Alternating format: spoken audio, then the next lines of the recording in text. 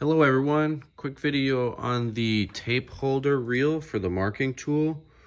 So this is for holding your retroreflective tape. Basically you put it on the reel and wind it through almost like a piece of old school film. So it attaches right on the back here. You can see these two screws here and here. So you'd unscrew them, take them out, and then put them on the other side and screw them back in to mount this right onto the back, just like that.